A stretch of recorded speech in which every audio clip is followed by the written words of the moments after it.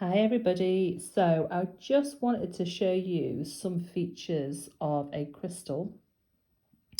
So when you're choosing or buying a crystal and you're hunting through maybe a big box of quartz or different types of quartz, when you see these features you'll know it's something a little bit more special than a standard quartz. So the first thing I wanted to show you is an Isis face. So this, although this has got a little bit of a chip in it, you can still see the Isis face. So the main feature of an Isis face is it's on the facet here, and it has 5 sides. But the thing about the 5 sides, it has to be in a particular shape. So if you first of all have a little look, you see these 2 little nicks here where you've got the line at the bottom here and then they flare out. Then it goes back up into a point. That is known as an Isis face. So it's got to have these 2 sides flaring out and then going back in again to the point. Okay, some people think that you've just got to have 5 sides of a facet and that makes it an Isis, and it's not. This is a particular shape. So what would you use an Isis face for? So these are really great for invoking and doing goddess work. So you would be thinking about a particular goddess, honouring a particular goddess when you work with this, or if you wanted to draw upon a strength of a particular goddess or their values, then you could most definitely use these types of crystals. So yeah, so that is an Isis face. I'm going to do some more videos for you, so and I'll talk you through all the different features on this particular crystal and others as well. Okay, so this is a Lemurian Starbrary, and this actually comes from Brazil. Now, I want you, I'm sure you're going to be asking how can you get a Lemurian Starbrary? So let me explain. When we talk about Lemurian Starbraries, they've got some key features, and one of the main things is one, that it's a quartz and it's 6-sided. So it's 1, 2, 3, 4, 5, 6. But kind of when you go to the point, you can't see all the 6 sides of the facets. You can only see 3 or maybe 4. That's what kind of gives it Starbrary or Lemurian. Its key feature is when you've got a quartz, it's got 6 sides, but then it comes down into a point of either 3 or 4 facets, whereas normally on a normal quartz you'd see 6 facets.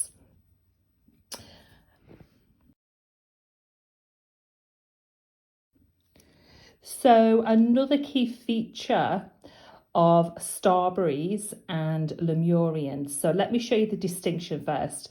This is what's considered a Lemurian. And the reason we know it's a Lemurian is it has these very straight data lines. Can you see those lines? And they run horizontal. And again, they've got that key feature where you've got 6 sides. But then you look at the top and then you've got 1, 2, you've only got 4 facets on this one. Whereas if you look at a Starbrary, it's got hieroglyphs as opposed to data lines. So if you have a look at this here, this is what we consider the hieroglyphs as opposed to data lines. But this is a Starbrary and a Lemurian. And the reason we know that is when we come to this side, it has got the data lines as well as the Starbrary features of the hieroglyphs. So this is quite unique because it's got both features.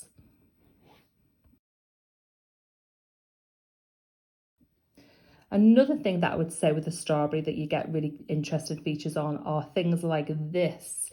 You see these, so it almost looks like a meteor shower that kind of goes into the Starbrary. You would normally have things like keys on a Starbrary. Let me show you this one.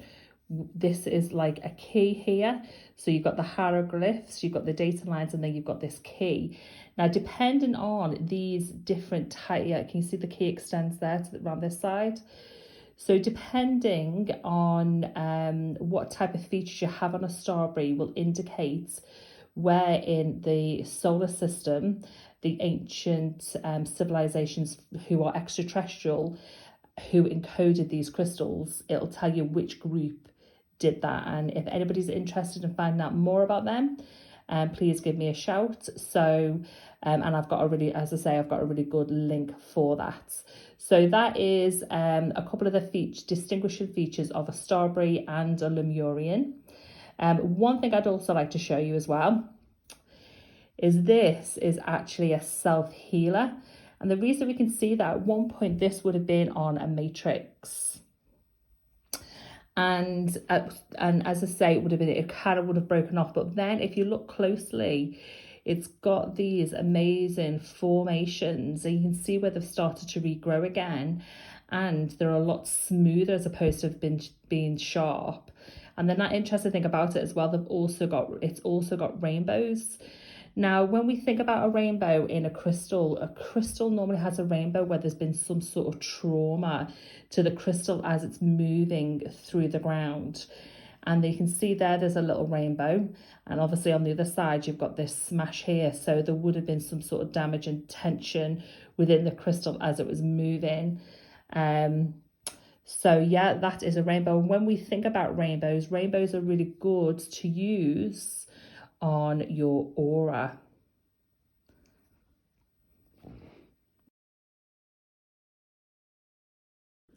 I just wanted to show you as well the Lemurian. As you can see, it's still got its rainbows here, and it's got these lovely deep data lines. This is it's also got a little bit of a key there as well. This one's not very clear. It's kind of got a little bit of a hue on it as well. And it's almost got what we consider an icy face, but that one's kind of going up a little bit higher. It's got 1, 2, 3, 4, 5. Another really interesting feature, when you get these types of crystals, I always make it a habit of looking down the facet from the top down and really take my time to look inside, and you can see all the different features that are in there, showing signs of growth. You see the lines in there as well. That's almost like a little phantom, and I'm sure that is chlorite in there as well. So it is chlorite. So this is a chlorite inclusion, which is a green inclusion. So it's always really, really important when you get crystals like this to spend some time, especially the natural ones, looking at all its key features, looking at its facets. So even if you have a look at this one, this is almost a timeline. I think it might be a tad too big for a timeline, but it's an oblong and it's pointing towards the past. So I would use this as a timeline crystal. This one is definitely too big for a timeline crystal. But let me just get like really close. You can see lots of things going on in there. So as I say, it's always really worth spending the time really looking closely at your crystals, because it tells a story of its growth, its movement through the land, its formations, its secrets of the data that's hidden in the data line. So when you use these crystals, you rub your fingers over them and it will release information that will serve your greater good. And they just look pretty amazing.